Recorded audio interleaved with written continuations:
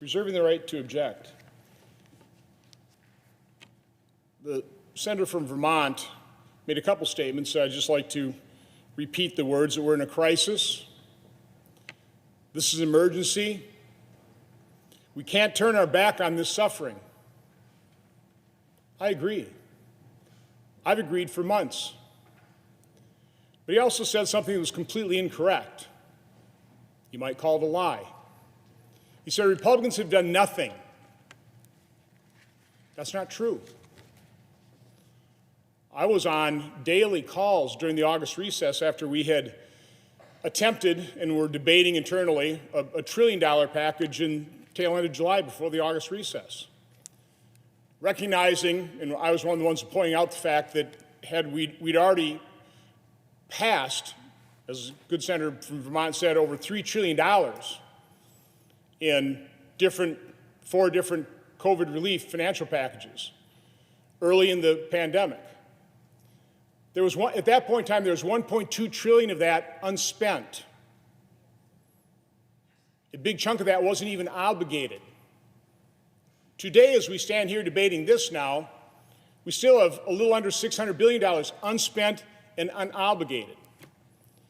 So the point I was making to my Republican colleagues during that the last few weeks in July, in those conference calls in August, is before we authorize any more money, before we further mortgage our children's future, why don't we first repurpose and redirect what we already passed? Because what we passed very quickly. Because we had to. We had to do something massively, and we did something massively so that markets wouldn't seize, so that the people, the individuals that were out of work through no fault of their own, the businesses that were shut down through no fault of their own, could get financial relief. And so we came together unanimously, we did that. But doing it fast, doing it massively, I certainly knew it was going to be far from perfect. And when we found out the federal government actually has a hard time spending $3 trillion because over the course of a number of months, they didn't spend it all. They couldn't even obligate it. So what Republicans did during the August recess, because we couldn't come to an agreement by the end of July, we worked long and hard on a targeted bill. More than $600 billion, $300 plus up for people on unemployment, $260 billion for small businesses, $100 billion for education, tens of billions of dollars for vaccines and testing and agriculture and childcare. And we offered that on the floor.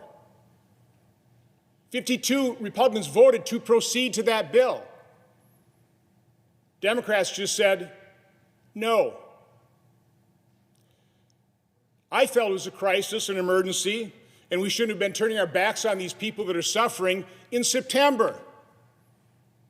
Democrats said no. All they had to do was say yes. They couldn't take yes for an answer. And Madam President, I often use the analogy, is if I go up to you, because I know you're a generous person, say, Madam President, give me $200. Kind of look at me a little shock. I say, well, I won't give you 200, but I'll give you 100. And then I go stomping off and say, no, it's 200 or nothing. That's what the Democrats did to over $600 billion in needed and necessary relief for the crisis, for the emergency, for the people we don't want to turn our backs off toward because they're suffering. If they're really serious, if they actually wanted a result, if they wanted to relieve the suffering, wouldn't the logical thing have been to say yes, take $600 billion, pocket it, get that relief flowing in September, then come back and argue for more? But they said no. They were cynical. They played politics with it. And that's what they're doing here today. You know, I'm sure, to paraphrase a widely known saying, that the road to total national bankruptcy is paved with good intentions. I'm sure that's true.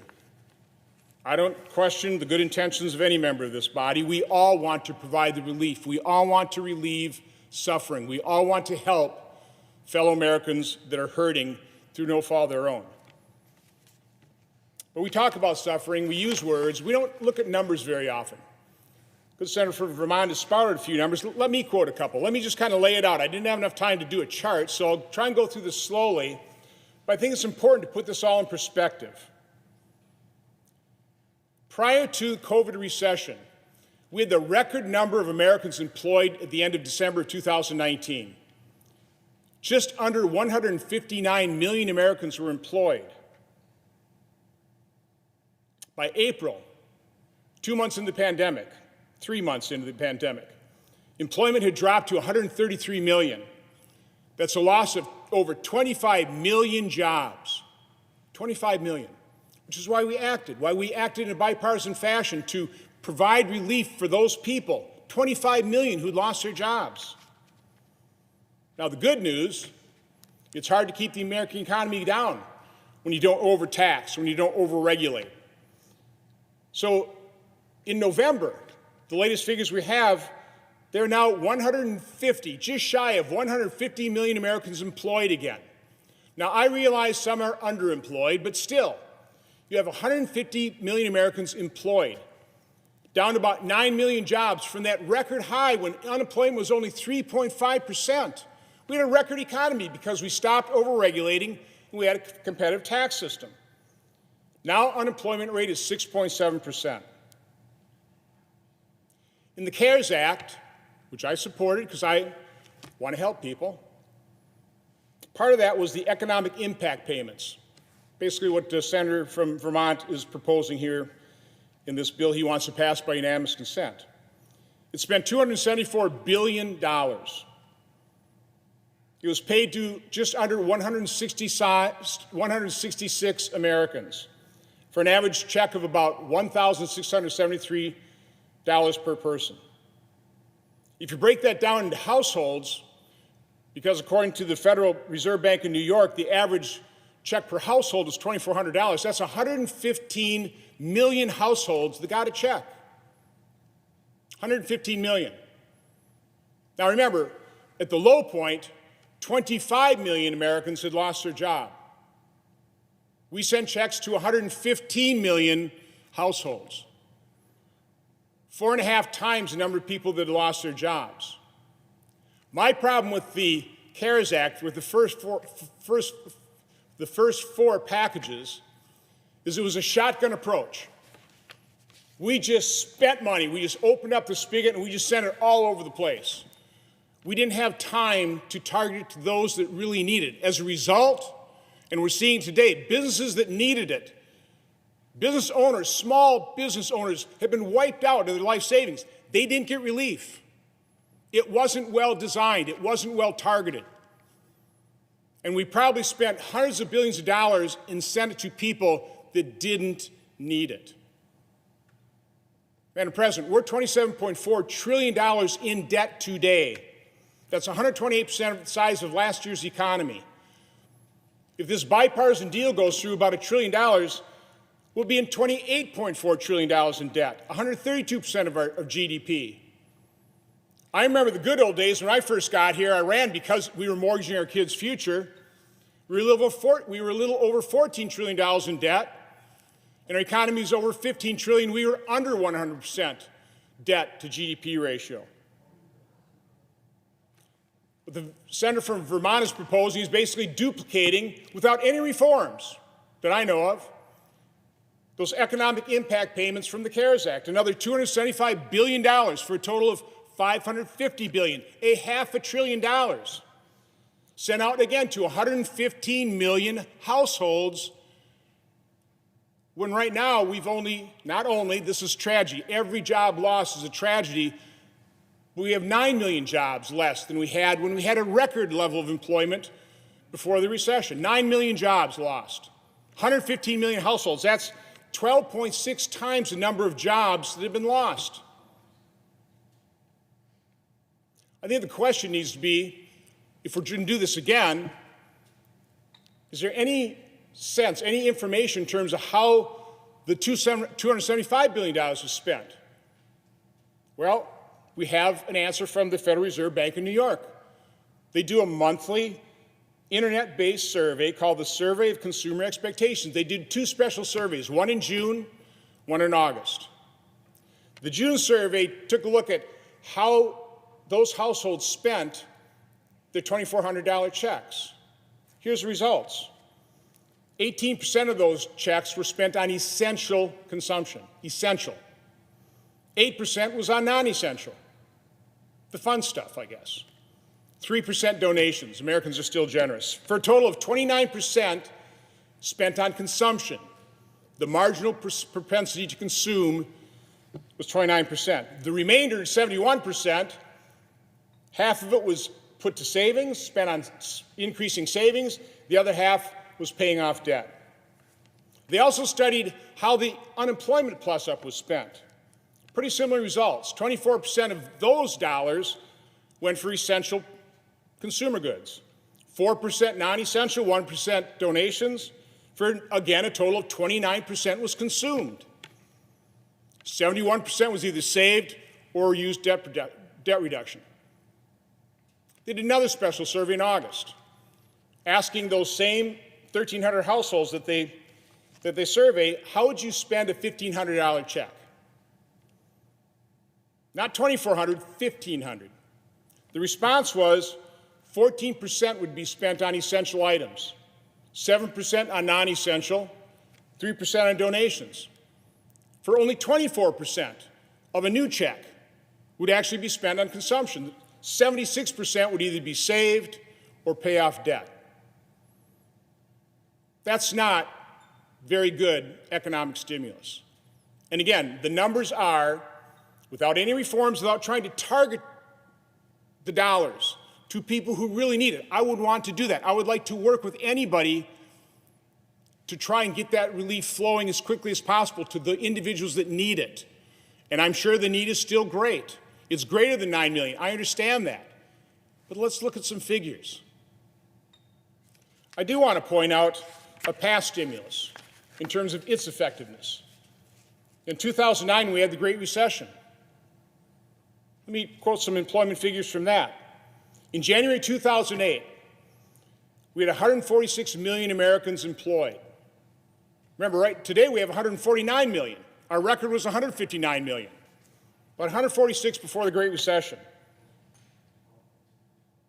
By December 2009, that had dropped, hit the low point of 138 million people working. 8 million people lost their jobs.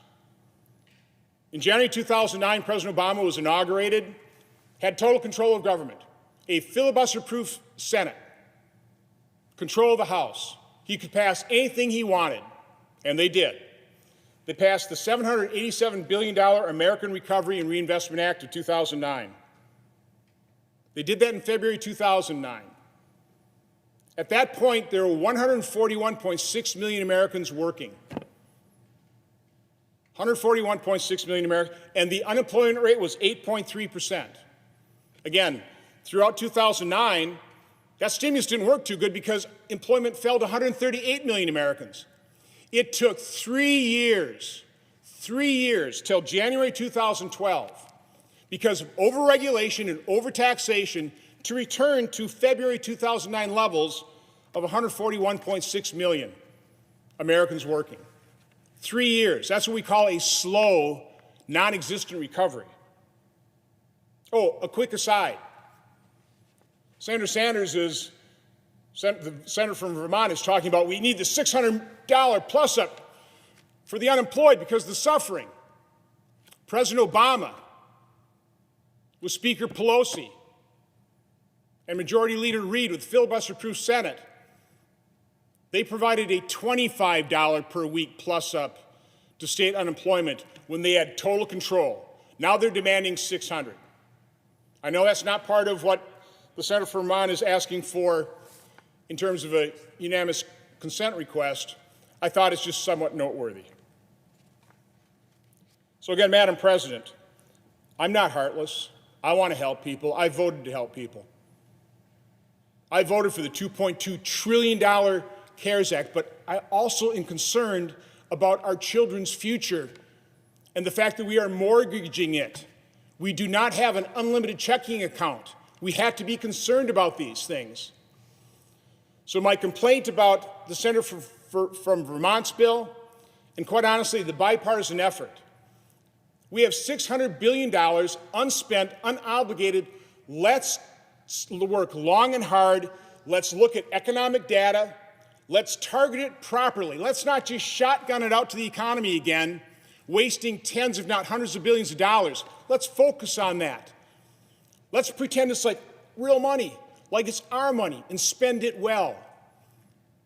We don't need to mortgage our children's future by another $300 or $400 billion. We don't need to do that. We can alleviate suffering. We can help our fellow Americans. We could have done it in September, but the good senator from Vermont and all of his colleagues on the Democrat side simply won't take yes for an answer, and my guess is they're taking that same stance today. So, Madam President, I object.